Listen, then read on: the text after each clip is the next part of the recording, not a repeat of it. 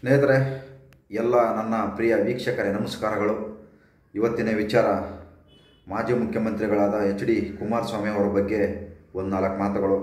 ದಯವಿಟ್ಟು ಪೂರ್ತಿ ಕೇಳಿ, ಇಷ್ಟ ಆದರೆ ನಿಮ್ಮ ಸ್ನೇಹಿತರಿಗೆ ಹಂಚಿಕೊಳ್ಳಿ ಅಂತ ಕೇಳ್ಕೊತಾ ಇದ್ದೀನಿ. ಮತ್ತು ಯಾರ್ಯಾರು ನನ್ನ ಕರ್ನಾಟಕ ಸಂಚಾರಿ ಯೂಟ್ಯೂಬ್ ಚಾನಲ್ ಸಬ್ಸ್ಕ್ರೈಬ್ ಮಾಡಿಲ್ವೋ ದಯವಿಟ್ಟು ಮಾಡಿ ಅಂತಲೂ ಕೂಡ ನಾನು ಕೇಳ್ಕೊತಾ ಇದ್ದೀನಿ. ಒಳ್ಳೊಳ್ಳೆ ವಿಚಾರಗಳನ್ನು ತಿಳಿಸ್ಕೊಡ್ತೀನಿ.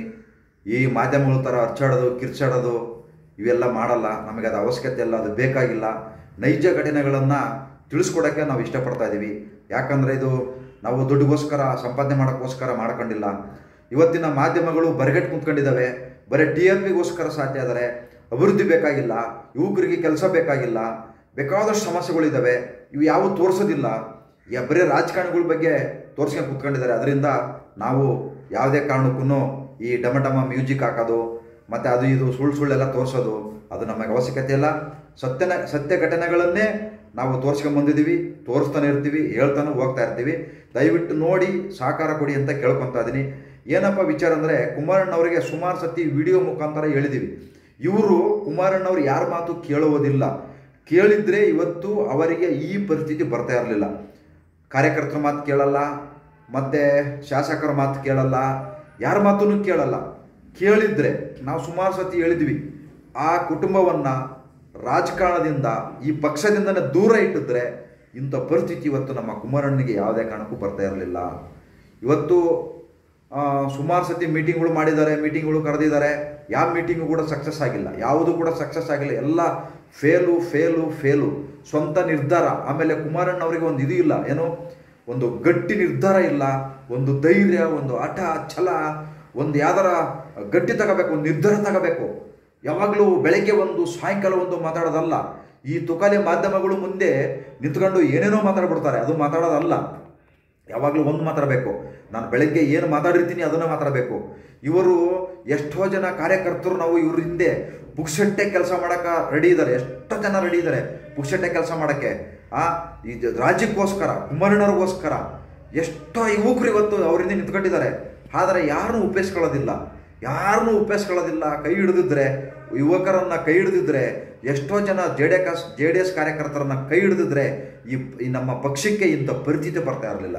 ಯಾಕಪ್ಪ ಅಂದರೆ, ಒಂದು ಏನು ಇವತ್ತು ಪ್ರಾದೇಶಿಕ ಪಕ್ಷ ಇದೆಯಲ್ಲ, ನಾವು ಸುಮಾರು ಸತಿ ಹೇಳಿದ್ವಿ, ಎರಡೂ ಪಕ್ಷದಿಂದನೂ ಹೋಗಬೇಡಿ. ಅಧಿಕಾರ ಇಲ್ಲದೇ ಇದ್ರೂ ಪರವಾಗಿಲ್ಲ, ಯಾರ ಜೊತೆಗೂ ಹೋಗಬೇಡಿ. ಇವತ್ತು ಎರಡೂ ಪಕ್ಷ ಸೇರ್ಕೊಂಡು ಈ JDS ಪಕ್ಷನ, ಈ ಒಂದು ಪ್ರಾದೇಶಿಕ ಪಕ್ಷನ ಮುಳುಗಿಸುವ ಕೆಲಸ ಮಾಡ್ತಾ ಇದ್ದಾರೆ. ದಯವಿಟ್ಟು ಎಷ್ಟೋ ಸತಿ ಹೇಳಿದ್ವಿ, ಬೇಡ, ಎರಡು ಪಕ್ಷ ಸವಸನು ಬೇಡ ಅಂತ. ಆದರೂ ಕೂಡ ಇವ್ರು ಯಾರ ಮಾತು ಕೇಳಲ್ಲ, ಯಾರು ಶಾಸಕರ ಮಾತು ಕೇಳಲ್ಲ. ಶಾಸಕರನ್ನ ಕರೆಸ್ಕೊಂಡು ಏನು ಕುಂದುಕೊರತೆಗಳು, ಒಂದು ಮೀಟಿಂಗ್ ಆಗಿರ್ಬೋದು, ಸಭೆಗಳು ಆಗಿರ್ಬೋದು, ಏನೂ ಮಾಡಲ್ಲ. ಎಲ್ಲ ಇವ್ರು ಇಷ್ಟ ಬಂದಂಗೆ ಮಾಡ್ಕೊಂಡು ಇವತ್ತು ಪಕ್ಷ ಇವತ್ತು ಈ ಪರಿಸ್ಥಿತಿ ಬಂದಿದೆ. ಇವತ್ತು ಯಾವ ಮಟ್ಟಕ್ಕೆ ಬಂದಿದೆ ಅಂದರೆ, ಪಕ್ಷ ಉಳಿಯುತ್ತೋ ಬಿಡಿಯುತ್ತೋ ಅಂತ ನಿಜವಾಗ್ಲೂ ಒಂದು ಇವತ್ತು ಕನಸು ಕಾಣಬೇಕಾಗಿದೆ. ಅಂಥ ಪರಿಸ್ಥಿತಿಗೆ ತಗೊಂಬಂದು ಇಟ್ಕೊಂಡಿದ್ದಾರೆ. ಮುಂದೆ ಏನಾಗುತ್ತೋ ಅಂತ ಯಾರಿಗೂ ಗೊತ್ತಿಲ್ಲ, ಏನಾಗುತ್ತೆ ಅಂತಲೂ ಗೊತ್ತಿಲ್ಲ ಯಾರಿಗೂ. ಅವ್ರಿಗೂ ಗೊತ್ತಿಲ್ಲ, ನಮಗೂ ಗೊತ್ತಿಲ್ಲ. ಏನಾಗುತ್ತೋ ಕಾದು ನೋಡೋಣ ಸ್ನೇಹಿತರೆ. ಸತ್ಯ ಎಲ್ಲ ಹೊರಗೆ ಬರಬೇಕಾಗಿದೆ, ಹೊರಗೆ ಬಂದೇ ಬರುತ್ತೆ. ಇದೆಲ್ಲ ಕೇವಲ ಇನ್ನೊಂದು 4-5 ದಿನ ಈ ಸಿನಿಮಾ ಓಡುತ್ತಷ್ಟೇ. ಆಮೇಲೆ ಮುಚ್ಚುವಾಗ ಎಂತೆಂಥವೋ ಕೇಸ್ ನೋಡ್ಬಿಟ್ಟಿದ್ದೀವಿ. ಇಂಥ ಕೀಳು ಮಟ್ಟದ ರಾಜಕಾರಣಿಗಳು ನಮ್ಮ ಕರ್ನಾಟಕದಲ್ಲಿ ಇದ್ದಾರೆ ಅಂತ ನಾವು ಯಾವ ರಾಜ್ಯದಲ್ಲಿಲ್ಲ ಇಂಥ ಕಚಡ ರಾಜಕಾರಣಿಗಳು. ಇಂಥ ಕೀಳು ಮಟ್ಟದ ರಾಜಕಾರಣಿಗಳು ಪೆನ್ಡ್ರೈವ್ ಮಾಡ್ಕೊಂಡು ಊರು ತುಂಬ ಹಂಚೋದು, ಹೆಣ್ಮಕ್ಳು ಮಾನ ಮರ್ಯಾದೆ ಕಳೆಯೋದು, ಇಂಥ ಜನ ಯಾವ ರಾಜ್ಯದಲ್ಲಿಲ್ಲ. ನಿಜವಾಗ್ಲೂ ಇವರೆಲ್ಲ ಹೆಣ್ಮಕ್ಳು ಮಾನ ಮರ್ಯಾದೆ ಕಳೀತಾರೆ ಅಂತಂದು ಹೇಳ್ತಾ ಇದ್ದಾರಲ್ಲ, ಇವರೆಲ್ಲರಿಗೂ ಪ್ರತಿಯೊಬ್ಬ ರಾಜಕೀಯ ನಾಯಕರು ಎಲ್ಲ ಪಕ್ಷದವ್ರಿಗೆ ಹೇಳ್ತಾ ಇದ್ದೀನಿ, ನಿಮಗೆ ನಿಜವಾಗ್ಲೂ ಹೆಣ್ಣು ಮಕ್ಕಳ ಮೇಲೆ ಗೌರವ ಇದ್ದರೆ, ಹೆಣ್ಮಕ್ಳು ಮಾನ ಮರ್ಯಾದೆ ಕಾಪಾಡಬೇಕು ಅನ್ನಂಗಿದ್ರೆ, ಏನು ನಮ್ಮ ಕರ್ನಾಟಕದಲ್ಲಿ, ನಮ್ಮ ದೇಶದಲ್ಲಿ ಏನಿದಾವಲ್ಲ ಪಬ್ಗಳಲ್ಲಿ ನೈಟೆಲ್ಲ ಡ್ಯಾನ್ಸ್ ಮಾಡ್ತಾರಲ್ಲ, ಪಬ್ಗಳು, ಬಾರ್ಗಳು, ಹೋಟ್ಲುಗಳು, ಲಾಡ್ಜ್ಗಳು, ಇವೆಲ್ಲ ಬಂದು ಮಾಡಿಸಿರು ನೋಡೋಣ. ನಿಜವಾಗ್ಲೂ ಹೆಣ್ಮಗಳು ಮಾನ ಕಾಪಾಡುವ ಗಂಡುಸ್ತನ ಇರೋರು, ತಾಕತ್ತಿರೋರು, ದಮ್ಮಿರೋರು ಈ ಕೆಲಸ ಮಾಡಿ. ಲಾಡ್ಜ್ಗಳು ಇರಬಾರ್ದು, ಪಬ್ಗಳು ಇರಬಾರ್ದು, ಮತ್ತು ಬಾರ್ ಅಂಡ್ ರೆಸ್ಟೋರೆಂಟ್ಗಳು ಅದೇನೋ ಅರ್ಧಂಬರ್ಧ ಬಟ್ಟೆ ಬೆಚ್ಚಿಗೆ ಕುಣಿತಾ ಇದ್ದಾರೆ. ಇವೆಲ್ಲ ನಿಲ್ಲಿಸ್ರು ನೋಡೋಣ. ರೆಸಾರ್ಟ್ಗಳು, ಇವೆಲ್ಲ ಮೇನ್ ರೆಸಾರ್ಟ್ಗಳು, ಎಲ್ಲ ರಾಜಕಾರಣಿಗಳು ರೆಸಾರ್ಟು, ಸುಮಾರು ರಾಜಕಾರಣಿಗಳು ರೆಸಾರ್ಟ್ಗಳು ಇದ್ದಾವೆ. ಇವೆಲ್ಲ ನಿಲ್ಲಿಸಿದ್ರೆ ಆವಾಗ ನೀವು ನಿಜವಾಗ್ಲೂ ಹೆಣ್ಮಕ್ಳು ಮಾನ ಮರ್ಯಾದೆ ಕಾಪಾಡ್ತಾ ಇದ್ದೀರಿ ಅಂತ ಅಂದ್ಕೋಬೋದು. ನಿಜವಾಗ್ಲೂ ಯಾರು ಕೂಡ ಹೆಣ್ಮಕ್ಳಿಗೆ ಗೌರವ ಕೊಡ್ತಾ ಇಲ್ಲ, ಗೌರವ ಕಾಪಾಡ್ತಾ ಇಲ್ಲ. ಹೆಣ್ಮಕ್ಳು ಕೂಡ ಕೆಲವರು ಕುಲಿಗೆಟ್ಟು ಹೋಗಿದ್ದಾರೆ.